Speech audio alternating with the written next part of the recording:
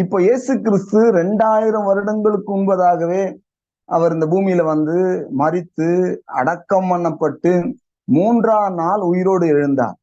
அப்போ பிசாசை இயேசு கிறிஸ்து எப்போது ஜெயித்தார்? 2000 வருடங்களுக்கு முன்பதாகவே இயேசு ஜெயித்தார். அப்ப 2000 வருடங்களுக்கு முன்பதாகவே இயேசு எதை ஜெயித்தார்? பிசாசையும் அவருடைய தூதர்களையும் பிசாசின் கிரியை அழிக்கும்படிக்கு தேவகுமாரன் வெளிப்பட்டார். 1 யோவான் 3ஆம் அதிகாரம் 8ஆம் வசனம் வாசிக்க கேட்போம்.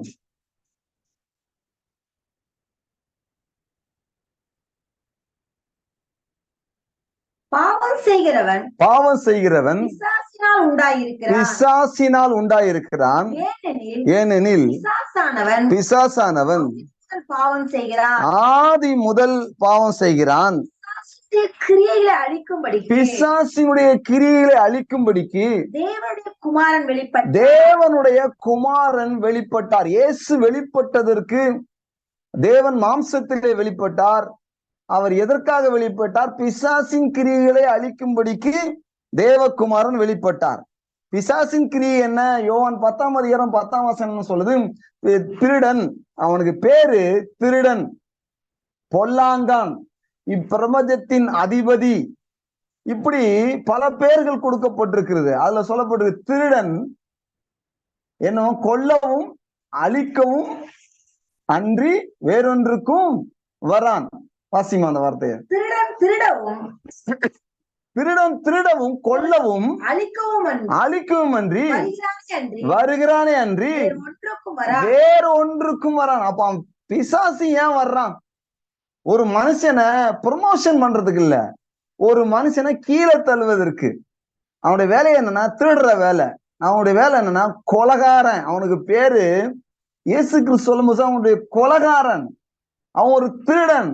அது மாத்திரம் இல்ல, டிஸ்ட்ராயர், அவன் ஒரு அழிப்பவன், அழிக்கக்கூடிய செயல்களை செய்கிறவன். இப்படிப்பட்ட அவனாக இருந்தான்.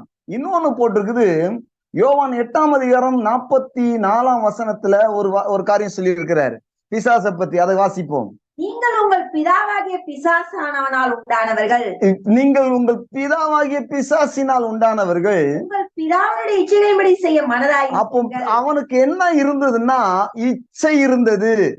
அவனுடைய இச்சையின்படி நீங்கள் செய்ய மனதாய் இருக்கிறீர்கள். அப்போ பிசாசு என்னவனா இச்சையானவன். அப்புறம் அவன் ஆதி முதற்கொண்டு மனுஷ கொலைபாதகன். அவன் ஆதி முதற்கொண்டு மனுஷ கொலைபாதகன்.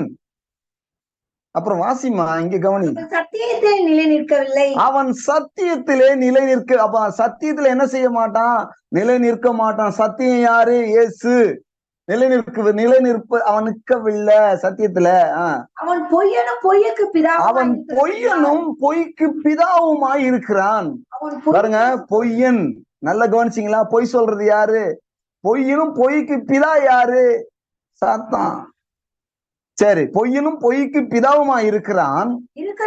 இருக்கிறபடியால் அவன் பொய் பேசும்போது சொந்தத்தில் இருந்து எடுத்து பேசுகிறான். இப்படி தேவன் சொல்லி இருக்கிறார் என்று சொல்வது சத்தியம். நான் சொல்றேன், நான் நினைக்கிறேன், நான் உணர்றேன், நான் ஃபீல் பண்றேன், நான் எனக்கு இப்படி தோணுது, அவர் இப்படி சொன்னாரு அப்படின்னு சொல்றது சொந்தம்.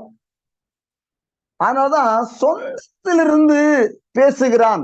அப்போ சொந்தத்திலிருந்து பேசுகிறான். பிசாசு எதுக்கு வரான்? தேட வர்றான், அழிக்க வர்றான், கொல்ல வர்றான். அவன் எப்படி இருக்கிறானா? பொய்க்கு பிதாவா இருக்கிறானா? இச்சை உள்ளவனா இருக்கிறானா? சொந்தத்திலிருந்து பேசுகிறானா? அப்போ இயேசு கிறிஸ்து இந்த காரியங்களை எல்லாம் அழிப்பதற்காக தேவகுமாரன் வெளிப்பட்டார். எப்படி அழித்தார்? தமது மரணத்தினாலே அழித்தார். பிள்ளைகள் இரத்தத்தையும் மாம்சத்தையும் உடையவர்களாய் இருக்க அவரும் அவர்களைப் போலவே ஆகி தம்முடைய மரணத்தினாலே, மரண பயத்தில் இருந்தவர்களை விடுதலை ஆக்கும்படிக்கு தமது மரணத்தினாலே அவனை அழித்தாராம். இன்னொரு ஒரு இடத்துல போட்டிருக்கு, கொலோசியர் புஸ்தகம் 2ஆம் அதிகாரம் 14-15 போட்டிருக்கு, அவனை சிலுவையிலே வெற்றி சிறந்தாராம். அவனுடைய அதிகாரங்களை உரிந்து கொண்டு வெளியரங்கமான கோலமாக்கி அவைகளின் மேல் வெற்றி சிறந்த, அவைகளின் மேல். அப்ப இயேசு இந்த அழிக்கிறவன் மேல வெற்றி சிறந்திருக்கிறார். எப்படின்னா கல்வாரி சிலுவையில அவர் அதற்கான விளக்கரையத்தை ஒரு பக்கம் கொடுத்து அவனுடைய எல்லா டெம்டேஷன்லயும் இயேசு அவனை ஜெயித்தார். ஏன்னா அவனுடைய வேலை என்ன? மாம்சத்துல செயல்படணும், சிலுவையை விட்டு இறங்கி வரணும். அதுக்காக சொல்றான், கடைசியில சொல்றான், தேவனுடைய குமாரனே ஆனால் நீ இறங்கி வா. ஃபர்ஸ்ட் என்ன சொன்னா, வனாந்தரத்துல இருக்கும்போது, நீ தேவனுடைய குமாரனே ஆனா இந்த கல்லை அப்பமா, அதாவது என்னன்னா நீ யார் என்பதை நிரூபிக்க வேண்டும். இது பிசாசுடைய தன்மை, பிசாசுடைய குணம் என்ன? நீ யார்? நான் யார் தெரியுமா? நான் எவ்வளவு பெரிய ஆள் தெரியுமா? நான் யார் என்பதை நிரூபிக்க வேண்டிய வேலை என்னுடைய வேலை அல்ல.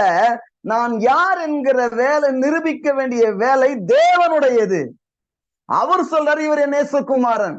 அவர் சொல்லுகிறார், எனக்கு பிரியமானவர், என் நாவியை அவர் மேல் அமரப்பண்ணினேன்னு சொல்றாரு. ஆனா இவன் சொல்றான், நீ யாருன்னு நிரூபி. இன்னைக்கு உலகம் கூட அப்படித்தான். நீங்க யாருன்னு நிரூபிக்க வேண்டாமா? உன்னை நீ காட்ட வேண்டாமா? நீ ஒரு கெத்து காட்ட வேண்டாமா? உன்னை காட்டுவது அது கிறிஸ்தவ வாழ்க்கை அல்ல. கிறிஸ்துவை காட்டுவதுதான் கிறிஸ்தவ. இயேசு யார்? அவர் எப்படிப்பட்ட ஜீவனை எனக்கு கொடுத்திருக்கிறார், எப்படிப்பட்ட வாழ்வை எனக்கு கொடுத்திருக்கிறார், அதை காட்டுவதுதான் கிறிஸ்தவ வாழ்க்கை. நிறைய பேருக்கு என்னன்னா, நான் யார் என்று இந்த உலகம் அறியணும்னு சொல்லு. நாம் யார் என்று உலகம் அறிந்து கொள்ளும்படிக்கு நாம் இந்த உலகத்திலே வருகிறோம். அவரை அறிவிக்க. அவர் என்ன சொல்லி இருக்கிறார்?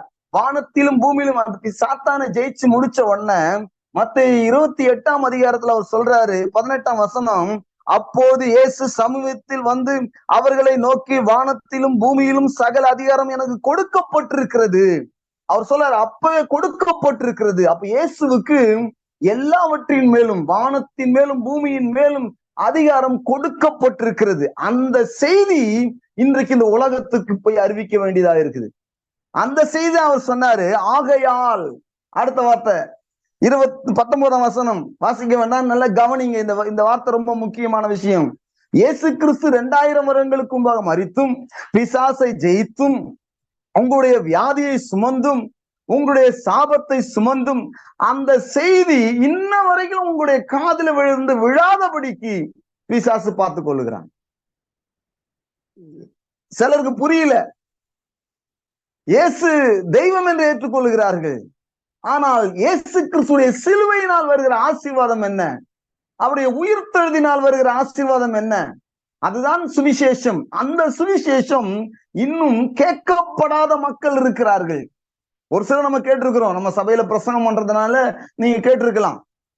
ஆனா இந்த செய்தி, அன்றைக்கு இயேசு சிலுவையில் செய்து முடித்த அதனுடைய பலன் இன்றைக்கும் அது கிடைக்காத மக்கள் ஆயிரக்கணக்கான மக்கள் இருக்கிறார்கள், லட்சக்கணக்கான மக்கள் இருக்கிறார்கள். இன்றைக்கு தமிழ்நாடு கவர்மெண்ட் ஒரு 6000 கொடுத்தா அது அந்த கார்டு வசதி எல்லாருக்கும் போய் சேர்ந்துருச்சு, ஒரு 90% போய் சேர்ந்துருச்சு.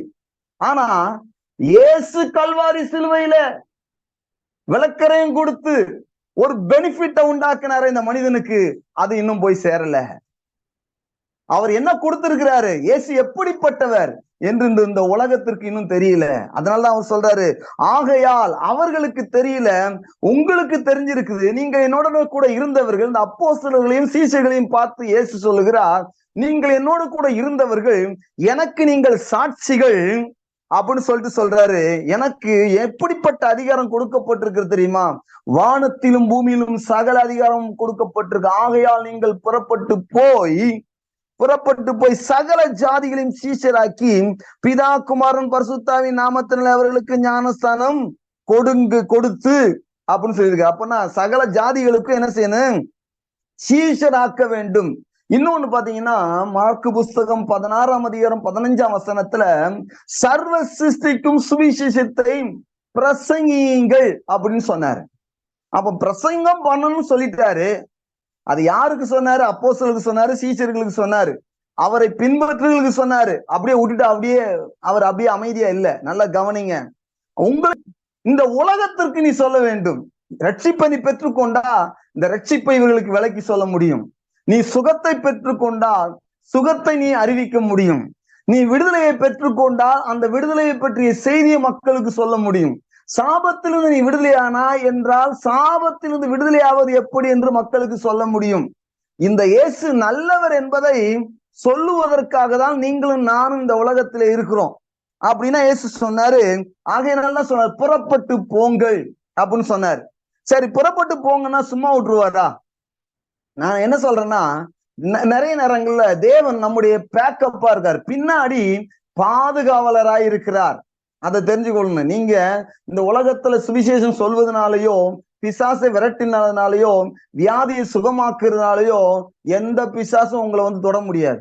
ஏனென்றால் அவரே சொல்லியிருக்கிறார், இயேசு, ஒன்றும் உங்களை சேதப்படுத்தாது என்று. நீங்கள் சரியானபடி சத்தியத்தை அறிந்தவர்களாயிருந்தால் இந்த உலகத்திலே நீங்க எந்த சூழ்நிலை இருந்தாலும் உங்களுக்கு தேவனுடைய பாதுகாப்பு உண்டு. அங்கேயும் உங்களுக்கு ஆரோக்கியம் உண்டு, சுகம் உண்டு, வாழ்வு உண்டு. சரி, 3 காரியங்களை நான் உங்களுக்கு சொல்லுகிறேன். தேவனோடு இணைக்கப்பட்டிருக்கிறோம் நாம். அப்போ அவர் எல்லா கிரியைகளையும் அழிச்சிட்டு அவர் சொல்றாரு, உலகம் எங்கிலும் போய் சர்வ சிருஷ்டிக்கும் சுவிசேஷத்தை பிரசங்கியுங்கள். நான் எப்படி பிரசங்கிக்கிறது? எனக்கு என்ன தெரியும், என்னால என்ன செய்ய முடியும்னு சொல்லி நீங்க எல்லாம் பயப்படக்கூடாது, கலங்கக்கூடாது என்பதற்காக ஆண்டவர் இந்த புதிய உடன்படிக்கையை இணைத்ததினால் உங்களுக்கு என்ன கிடைத்திருக்கிற ஸ்லாக்கியம் என்ன என்பதை தேவன் தெளிவாக சொல்லுகிறார். ஆதியாம் புஸ்தகம் 15ஆம் அதிகாரம் 1ஆம் வசனத்தை நாம் வாசிக்க கேட்போம். அது ஆபிரகாமிடம் ஆண்டவர் சொல்லுகிற சில காரியங்களை குறித்து நாம் பார்ப்போம். இந்த காரியங்கள் நடந்த பின்பு கர்த்தருடைய வார்த்தை தரிசனத்தில் உண்டாகி, இந்த காரியம்னா லோத்துவை காப்பாத்தின பிறகு, அதுக்கப்புறம் அவர் சொல்றாரு, உண்டாகி அவர் ஆபிரகாமை நோக்கி, நான் உனக்கு எப்படி இருப்பேன்? இந்த உலகத்துக்கு நான் உன்னை அனுப்புறேன், நீ உலகம் எங்கிலும் போய் சர்வ சிருஷ்டிக்கும் சுவிசேஷத்தை பிரசங்கி, என்னை குறித்து பேசு, நான் உனக்காக செய்து முடித்தவைகளை பேசு, நான் என்ன இந்த காரியங்களை செய்து பேசும்போது நான் உன்கிட்ட எப்படி இருப்பேன்? அதான் சொல்றேன். இந்த ஆபிரகாமுக்கு சுவிசேஷம் அறிவிக்கப்பட்டது. நீங்க ரோமர் கலாத்தியர் புஸ்தகம் 3ஆம் அதிகாரத்துல பாத்தீங்கன்னா 8-10 வசனங்களை பாத்தீங்கன்னா, ஆபிரகாமுக்கு சுவிசேஷம் அறிவிக்கப்பட்டது, உங்களுக்கும் இன்றைக்கு சுவிசேஷம் அறிவிக்கப்படுகிறது. அது என்னவென்றால், இயேசு எனக்காக வந்து மரித்து அடக்கம் பண்ணப்பட்டு 3ஆம் நாள் உயிரோடு எழுந்தார் என்கிற அந்த செய்தி தான் நல்ல செய்தி. என்ன சொல்லுகிறார் ஆபிரகாமுக்கு? ஆபிரகாமே, நீ பயப்படாதே, நான் உனக்கு எப்படி இருப்பேன்? நான் உனக்கு கேடகம், நான் உனக்கு கேடகம் என்று சொல்ற. கேடகம் எதற்குன்னா, எதிரி அஸ்திரங்களை அடிக்கும் பொழுது அவைகளை பிடிப்பார்கள். அதுக்கு முன்பதாக அந்த கேடகத்தினால எதிரி தாக்கும் போது தன்னை தாக்காதபடி அதை பிடிப்பார்கள். அதுதான் கேடகம். ஆண்டவர் சொல்லுகிறார், நீ பிடிக்கிறது இல்ல, நானே உனக்கு கேடகம். நான் எப்படிப்பட்ட தேவன்? 17 ஆதியாம் புஸ்தகம் 17ஆம் அதிகாரம் 1ஆம் வசனத்துல நான் சர்வ வல்லமை உள்ள தேவன் சொல்றாரு. அப்ப என்ன சொல்றாரு? நல்லா புரிஞ்சுக்கிடுங்க. நீ உன்னை பாதுகாக்கிறது இல்ல, நான் தான் உன்னை பாதுகாக்கிறேன். நீ உலகம் எங்கிலும் போய் சர்வ சிருஷ்டிக்கும் சுவிசேஷத்தை பிரசங்கி நான் சொல்றேன்னா, நீ போற இடத்துல எல்லாம் நான் உனக்கு எப்படி இருப்பேன்? நான் கேடகமாக இருப்பேன். ஆகையினால சொல்ற, நீ பயப்படாதே, நான் உனக்கு கேடகமா இருப்பேன். அது மாத்திரம் இல்ல, உனக்கு நான் எப்படி இருப்பேன்? மகா பெரிய பலனுமாக இருக்கிறேன். உன்னுடைய பலன் என்ன? உன்னுடைய பலன் தேவன். தேவனுடைய பலன் என்னைக்காவது பார்த்திருக்கீங்களா? தேவனுடைய வல்லமை என்னன்னு தெரியுமா? இந்த உலகம் கண்டு இதுவரைக்கும் காணவில்லை தேவனுடைய பலன் என்னவென்று. அப்படிப்பட்ட அபரிதமான, எண்ண முடியாத, ஆச்சரியம் படக்கூடிய அளவில் அவருடைய வல்லமை பெரிது. அதுல ஏதோ ஒரு துளி வேணா நம்ம வேணா பார்த்திருக்கலாம். ஒரு அம்மா பிரசங்கம் பண்ணாங்க, அப்படியே கை அப்படி நின்று போச்சு. அடுத்த நாள் வரைக்கும் அப்படி நின்னுச்சு. மக்கள் ஆச்சரியத்தோடு வந்து பார்த்தார்கள். ஒருத்தர் ஒரு பாஸ்டர்கிட்ட சொன்னாராம், பாஸ்டர், இது வரைக்கும் நீங்க பிரசங்கம் பண்ணீங்க, நான் பிரசங்கம் பண்றேன் அப்படின்ட்டு.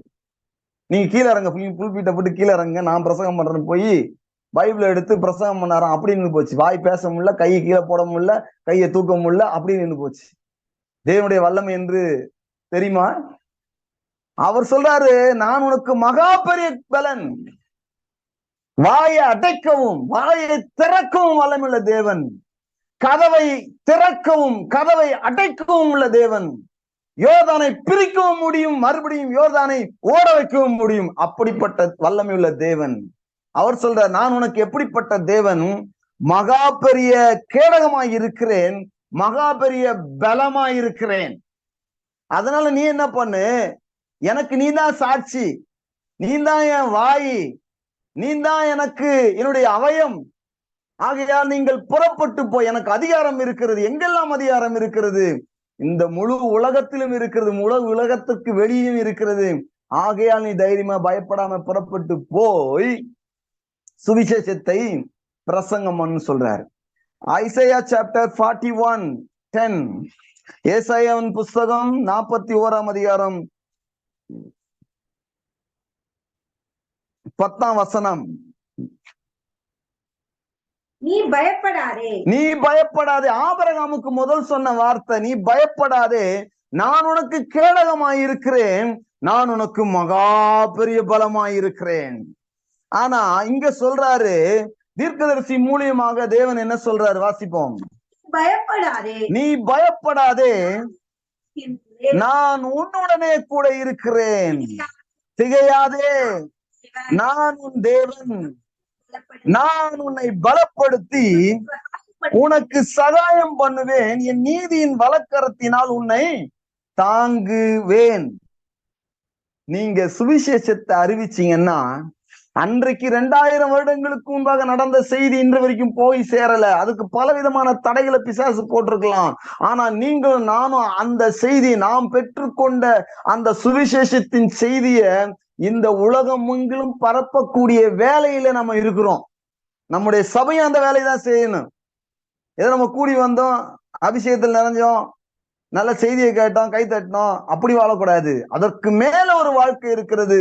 அதையும் தாண்டி போய் நீங்கள் பலன் உள்ளவர்களாக போய் தேவனுடைய செய்தியை அறிவிக்கிறவர்களாக இருக்க வேண்டும். இதுதான் தேவனுடைய சரீரத்திலே இருந்து செயல்படக்கூடிய, சபையானது செயல்படக்கூடிய வழி. அவர் என்ன சொல்லுகிறார்? பயப்படாதே, நான் உன்னுடைய கூட இருக்கிறேன், திகையாதே, நான் உன் தேவன், நான் உன்னை பலப்படுத்தி உனக்கு சகாயம் பண்ணுவேன், என் நீதியின் வலக்கரத்தினால் தாங்குவேன். நீங்க சொல்ல வேண்டிய காரியம், பேச வேண்டிய காரியம் எல்லாம் இயேசுவை பற்றிய நல்ல செய்தியை சாட்சியாக அறிவிக்க வேண்டியது. ஆனா அவர் என்ன சொல்றாரு? பயப்படாத, நான் உனக்கு இருக்கிறேன், திகையாத, நான் உன் தேவன், நான் உன் தேவன். அப்புறம் சார், நான் உன்னை பலப்படுத்துவேன், நான் உனக்கு சகாயம் பண்ணுவேன், என் நீதியின் வலக்கரத்தை நான் உன்னை தாங்குவேன். அப்ப என்ன சொல்றாரு? அதனால சொல்றாரு, நீங்க பயப்படாம நீ என்ன செய்ய, போ, பேசு. அந்த செய்தி இன்றைக்கு போய் மக்களுக்கு அறிவிக்க வேண்டிய வேலையில நம்ம இருக்கிறோம். ஒரு நல்ல சூழ்நிலையை தேவன் நமக்கு கொடுத்திருக்கிறாரு. நம்ம சொல்ல வேண்டிய செய்திய சரியாக மக்களுக்கு சொல்ல வேண்டும்.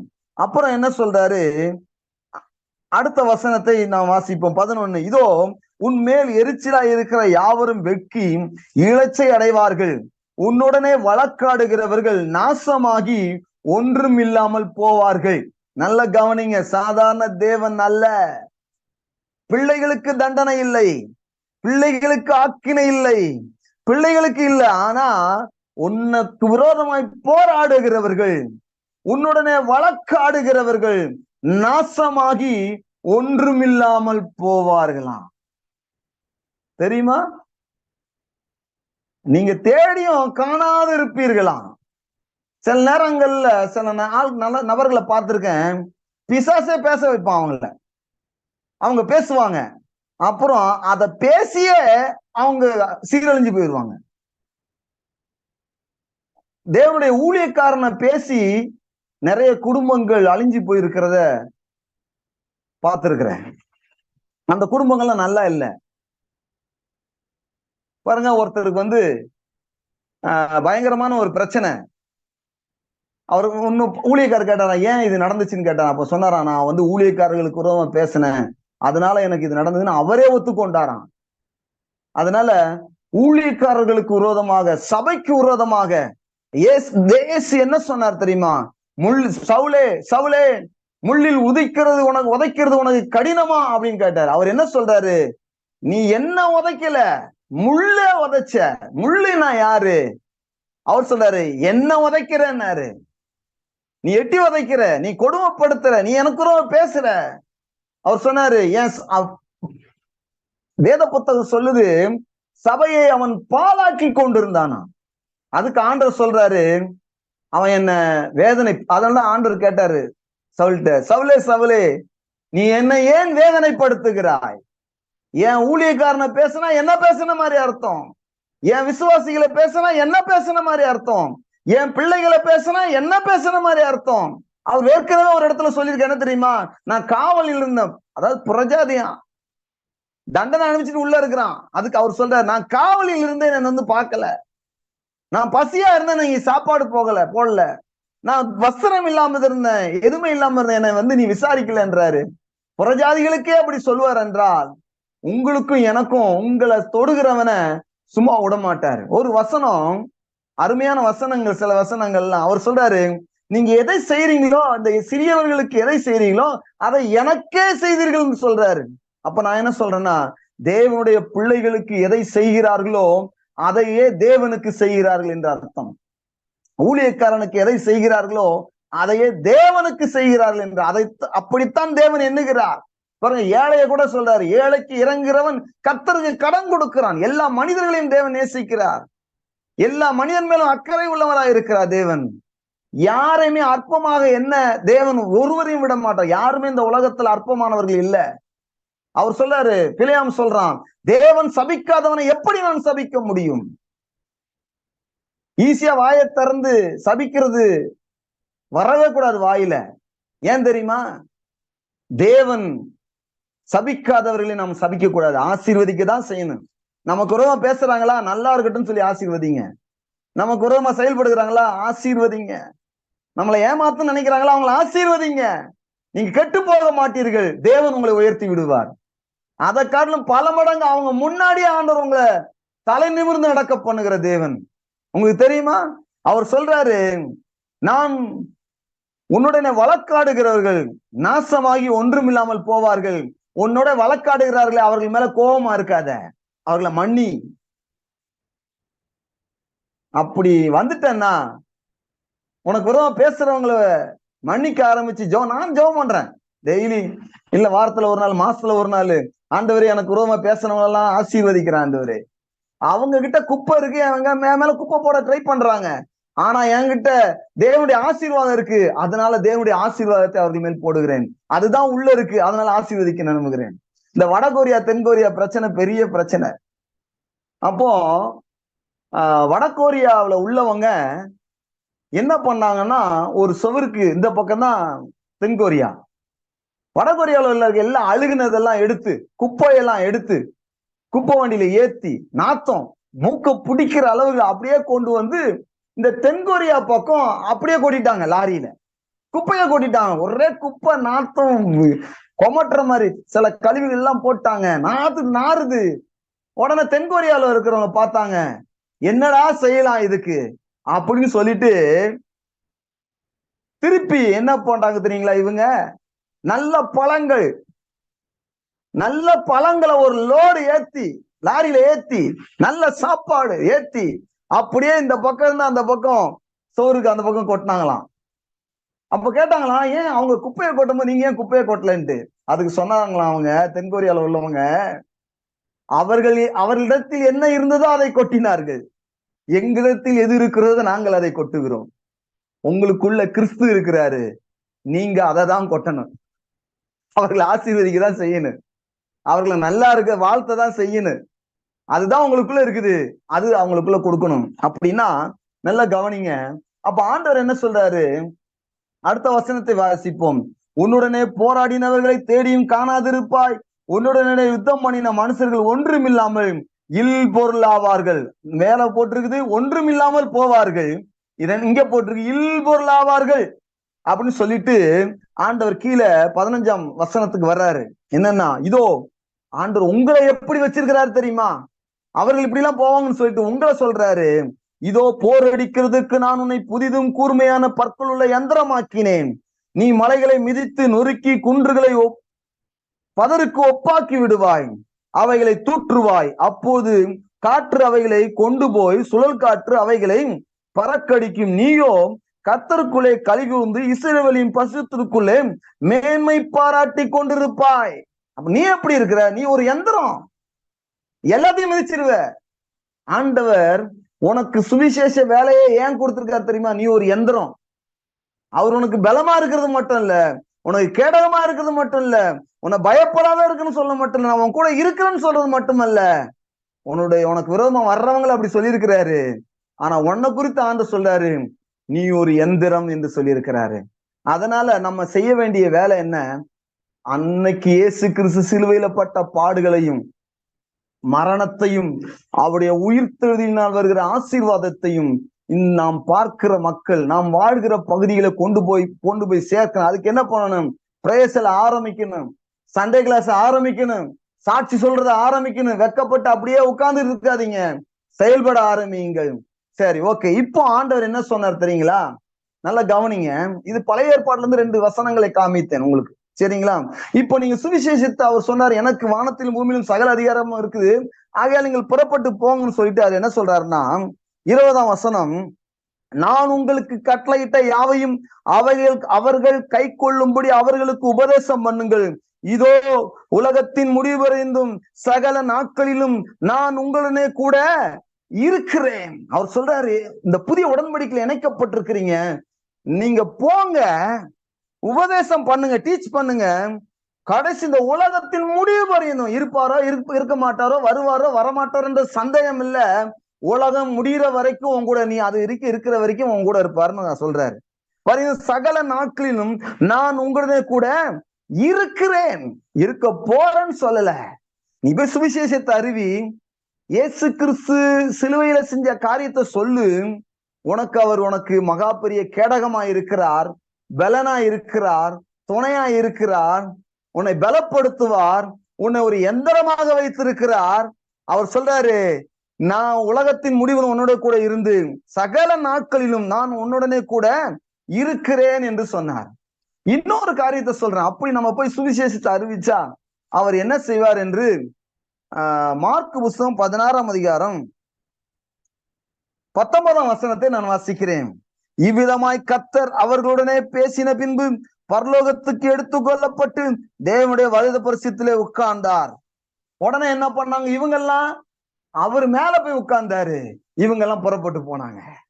அவர் நம்ம ஆள் தான் மேல சீட்ல உட்கார்ந்து இருக்கிறது, மேலான அதிகாரத்துல உட்கார்ந்து இருக்கிறாரு, மற்றதெல்லாம் கீழ்ப்படிந்து ஆகணும். அவர் சொல்லியிருக்காரு, மேலான அதிகாரம் எனக்கு கொடுக்கப்பட்டிருக்கிறது, உனக்கான வேலையை நான் செய்து முடிச்சுட்டேன், உன் பிள்ளைகளுக்கான வேலையை செஞ்சு முடிச்சுட்டேன், நான் அதிகாரம்ல மேல இருக்கிறேன், ஆகையால் நீ புறப்பட்டு போய் நீங்க புறப்பட்டு போய் எங்கும் பிரசங்கம் பண்ணினார்கள். எங்கும், நல்ல வார்த்தை கவனிங்க, எங்கும், சபையில மட்டும் இல்ல, எங்கும் பிரசங்கம் பண்ணினார்கள்.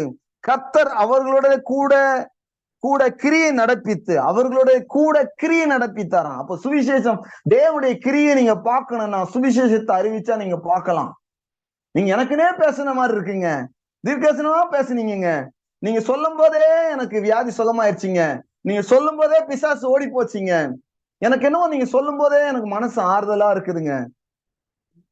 இந்த மாதிரி சொன்னவங்க எத்தனையோ பேரு கேட்டிருக்கிறேன். அதனால நீங்களும் சுவிசேஷத்தை அறிவிங்க. அப்புறம் சொல்றாரு, அவர்களோட கூட இருந்து கிரியை நடப்பித்து அவர்களால் நடந்த அடையாளங்களினாலே வசனத்தை உறுதிப்படுத்தினார்.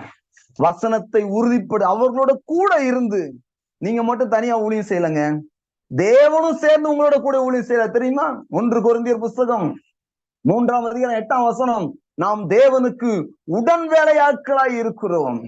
நீங்களும் நானும் தேவனுக்கு எப்படிப்பட்டவர்களா? உடன் வேலையால். அவர் எங்க போக சொல்றாரோ அங்க போகணும், அவர் என்ன செய்ய சொல்றாரோ அதை செய்யணும், என்ன நடப்பிக்க சொல்றாரோ அதை செஞ்சா அவர் வேலையை அவர் செய்வார். நீங்க சொல்லதெல்லாம் சொல்ல வேண்டிய. ஏசு சொல்லும் போது சொன்னாரு, நானும் பிதாவும் ஒன்றாய் இருக்கிறோம், என்னுடைய உபதேசம் என்னுடையதா இல்லாமல் என்னுடைய அனுப்பினுடையதா இருக்கிறது, என்னை குறித்து பிதாவே கிரியினாலே சாட்சி கொடுக்கிறார் அப்படின்னு சொல்றாரு. அப்படின்னா நீங்க சுவிசேஷத்தை அறிவித்தால் தேவன் பலத்த காரியங்களை செய்வார், உங்களை தேவன் பயன்படுத்துவார். ஆகையினாலே நீங்க செய்ய வேண்டியது, நான் அப்படியே இருப்பேன், எனக்கு ஆண்டவர் எல்லாத்தையும் மாத்திடுவார்னா அப்படி கிடையாது. நீங்கள் சுவிசேஷத்தை அறிவிக்க வேண்டிய இடத்துல நீங்கள் இருக்கிறீர்கள். ஆகையால் புறப்பட்டு போங்கள், கர்த்தர் உங்களோட கூட இருப்பார், அவர் உங்களோட கூட இருந்து கிரியை நடப்பிப்பார். நீங்கள் கிறிஸ்துவுக்கு உடன் வேலையாட்களாய் இருக்கிறீர்கள். அவர் என்ன சொல்றாரோ அதை செய்யுங்க, அவ்வளவுதான். என்ன பேசுறாரோ அதை பேசுங்க. என்ன ஜெபம் பண்ண சொல்றாரோ ஜெபம் பண்ணுங்க. கைய வைக்க சொல்றா கைய வைங்க. அதை நீங்க செஞ்சீங்கன்னா தேவன் சொல்லுவதை வார்த்தையை சொன்னா சொல்லுங்க. ரெடியா இருக்கணும். ஃபர்ஸ்ட் சொல்லும் போது நீங்க கேட்கலன்னா ரெண்டாவது மறுபடியும் அவர் வார்த்தையை கேட்கறது ரொம்ப சிரமம். ஒரு தடவை 2 தடவை பேசும்போது சரி ஓகே ரெடி ஆண்டவரே. எத்தனை தடவை கேட்டாலும் நம்முடைய சந்தேகத்தை தீர்க்கிற தேவன் தெரியுமா? எத்தனை தடவை கேட்டா ஆண்டவரே எனக்கு புரியல, நீங்க சொல்லி கொடுங்க, எனக்கு ஒரு மாதிரி வெக்கமா இருக்கு, எனக்கு சொல்லி கொடுங்க, எனக்கு பயமா இருக்குது, எனக்கு சொல்லி கொடுங்க, எனக்கு ஒரு மாதிரி நான் ஒரு தகுதியற்ற ஒரு ஃபீலிங்கா இருக்கிறேன், அதையே சொல்லி கொடுப்பார் தேவன். ஏன்னா பலவானை வெட்கப்படுத்தும்படி பலவீனமானவர்களை தேவன் தெரிந்து கொண்டார். அவர் அனுப்பின அந்த 12-11 பேர்ல எல்லாருமே திறமசாலிகள் அல்ல, எல்லாருமே படித்தவர்கள் அல்ல, ஞானிகள் அல்ல, சாதாரண மக்களை கொண்டு இந்த அகில உலகத்தையும் அசைத்தார் இயேசு கிறிஸ்து. பவுல் படிச்சவர் மட்டும், அவரு நல்லா படிச்சிருக்காரு. மத்தவங்க 11 பேர்ல இந்த உலகத்தையும் அசைச்சிட்டாங்க. அவர்கள் எல்லாம் பெரிய ஸ்காலர் கிடையாது. நான் என்ன சொல்றேன், பெரிய படிப்பு இருந்தாதாங்க பெரிய காரியம் செய்ய முடியும் நினைக்காதீங்க. இயேசு உங்க கூட இருந்தா, இயேசுவை பற்றிய செய்தி டீச்சிங் உங்க வாயில இருந்தா, இந்த முழு உலகமும் நீங்க எந்த இடத்துக்குனாலும் போலாம், அங்கெல்லாம் தேவன் உங்களை பயன்படுத்துவார். முதல்ல எங்க ஸ்டார்ட் பண்ணணும் தெரியுமா? அது உங்க குடும்பத்துல ஸ்டார்ட் பண்ணணும். எடுத்த உடனே நான் அமெரிக்கா போய் சொல்றேன்னு போக கூடாது. முதல்ல உன்னுடைய குடும்பத்துல உன் பிள்ளை, உன் கணவன் அல்லது உன் மனைவி கிட்ட சுவிசேஷம் சொல்லணும். அப்புறம் பக்கத்து வீட்டுக்காரங்க, அதுக்கப்புறம் தான் மத்த சபைக்கு போறவங்களுக்கு. இல்ல, யாருக்கு சுவிசேஷம், யாருக்கு சாப்பாடு, பட்னியா இருக்கிறவனுக்கு. ஏற்கனவே நல்ல சர்ச்சைக்கு போயிட்டு நல்லா சாப்பிட்டுட்டு இருக்கிற ஆளுக்கு தேவையில்லை. அறியப்படாதவர்கள், கேள்விப்படாதவர்கள் மக்கள் இருக்கிறார்கள், அவர்களுக்கு சொல்லும்படிதான் உங்களை தேவன் வைத்திருக்கிறார். அதுவும் பாருங்க, ஒவ்வொரு நாளும் உங்களுக்கு முன்னாடி கடந்து போகிறார்கள். ஒவ்வொரு நாள் அவர்களை பார்த்து பேசுறீங்க, அவர்களுக்கு இயேசுவை பத்தி சொல்லுங்கள். நல்ல ஒரு சான்ஸ் உங்களை தேவன் பயன்படுத்துவாராக. இந்த சுவிசேஷத்தை, நீர் அன்றைக்கு வெற்றி சிறந்த அந்த செய்தியை நாங்கள் வாழ்கிற நாட்களில் எங்களோடு கூட வாழ்கிற மக்கள் எல்லாரும் கேட்க எங்களை நீர் பயன்படுத்துங்க. நாங்க ஜெபிக்கிறோம். இந்த சுவிசேஷத்தை அறிவிக்க எங்களுக்கு உதவி செய்யும்படி ஜெபிக்கிறேன். எல்லா சத்துருடைய சகல வல்லமையும் மேற்கொள்ளுகிறேன். இதை சுவிசேஷத்தை சொல்லும் போதே மக்கள் சுகமடைவார்களாக, சுவிசேஷத்தை சொல்லும் போதே மக்கள் விடுதலை அடைவார்களாக, மக்களுக்குள் ஒரு பெரிய மாற்றம் உண்டாவதாக. இதை கேட்கிற ஒவ்வொருவரும் ஆண்டவரே இந்த சுவிசேஷத்தின் வல்லமை இறங்குவதாக, அற்புத விதமாக இவர்களை பயன்படுத்த வேண்டும் என்று ஜெபிக்கிறேன். இயேசு கிறிஸ்துவின் நாமத்தினால் ஜெபிக்கிறேன் நல்ல பிதாவே, ஆமென், ஆமென்.